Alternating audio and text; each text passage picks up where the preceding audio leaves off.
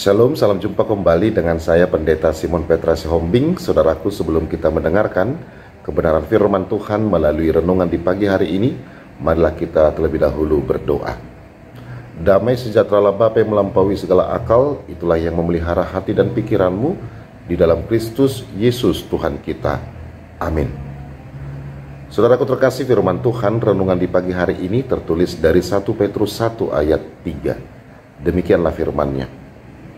Terpujilah Allah dan Bapa Tuhan kita Yesus Kristus, yang karena rahmat-Nya yang besar telah melahirkan kita kembali oleh kebangkitan Yesus Kristus dari antara orang mati kepada suatu hidup yang penuh pengharapan. Demikianlah pembacaan firman Tuhan.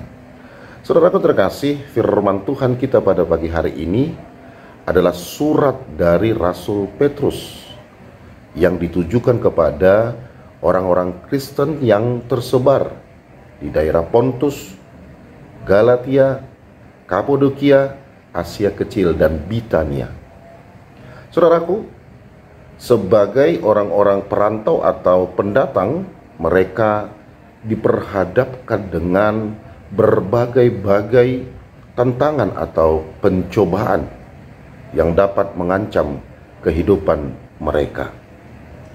Untuk itulah melalui suratnya ini, Rasul Petrus mengingatkan mereka bahwa dengan tantangan atau pencobaan itu, kemurnian iman mereka kepada Kristus pun semakin teruji. Karena sesungguhnya di dalam Kristus mereka telah dilahirkan kembali. Di dalam Kristus ada jaminan bagi mereka untuk tidak menjadi kalah karena pencobaan-pencobaan yang sedang mereka hadapi. Saudaraku yang dikasihi Tuhan Yesus Kristus, kehidupan yang kita jalani saat ini pun tentunya tidak terlepas dari tantangan atau pergumulan.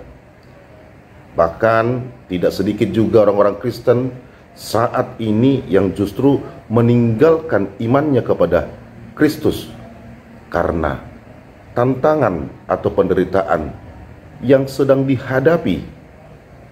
Tetapi kita harus ingat, saudaraku, sebagai anak-anak Allah, sesungguhnya kita telah dimampukan untuk menghadapi segala tantangan hidup yang terjadi. Amin. Marilah kita berdoa. Bapa dalam surga, terima kasih ya Tuhan untuk firman-Mu. Berkati kami senantiasa di tengah-tengah keluarga kami, pekerjaan kami, dan pelayanan kami. Jikalau ada dari antara jemaat-Mu, sahabat kami, keluarga kami yang mengalami sakit penyakit, Tuhanlah yang memberikan kesembuhan bagi mereka. Di dalam Kristus Yesus kami berdoa dan mengucap syukur kepadamu. Amin. Selamat beraktivitas, tetap semangat saudaraku. Tuhan Yesus Kristus memberkati kita semua. Shalom.